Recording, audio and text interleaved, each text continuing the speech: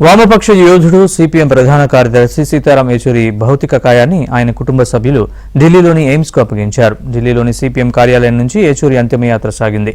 ఈ యాత్రలో వేలాది మంది కామ్రేడ్లు, రాజకీయ నాయకులు, అభిమానులు పాల్గొన్నారు.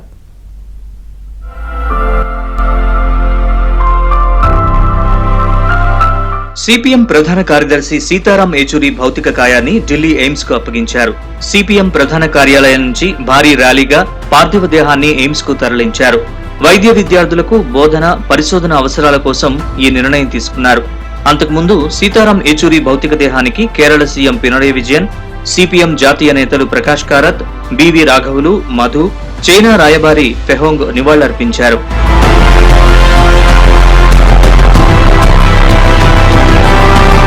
సీతారాం ఏచూరి న్యూమోనియాతో ఢిల్లీలోని ఎయిమ్స్ లో కొద్ది వారాలుగా చికిత్స పొందుతున్నారు.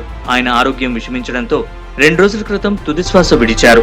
ఈ నేపథ్యంలో రాష్ట్రపతి ముర్ము, ప్రధాని మోదీ, కాంగ్రెస్ అగ్రనేత రాహుల్ గాంధీ సహా పలువురు జాతీయ నేతలు దిగ్భ్రాంతి వ్యక్తం చేశారు.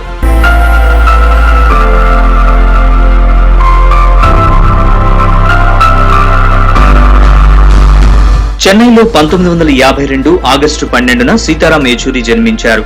ఆయన తల్లిదండ్రులు ఆంధ్రప్రదేశ్లోని కాకినాడకు చెందినవారు. 1969లో తెలంగాణ ఉద్యమం కారణంగా ఉన్నత చదువుల కోసం ఢిల్లీ వెళ్లారు. ఆ తర్వాత జేఎన్యూలో ఎంఏ అర్థశాస్త్రం పూర్తి చేశారు. అక్కడే పీహెచ్డీ చేస్తుండగా ఎమర్జెన్సీ వ్యతిరేక ఉద్యమంలో పాల్గొని అరెస్ట్ అయ్యారు.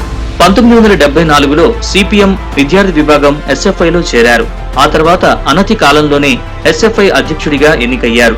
1975లో సిపిఎంలో చేరిన ఏచూరి 1984లో పార్టీ సెంట్రల్ కమిటీలో చోటు దక్కించుకున్నారు. 1992లో జరిగిన సిపిఎం పార్టీ మహాసభల్లో ఏచూరి పొలిట్ బ్యూరోకు ఎన్నికయ్యారు.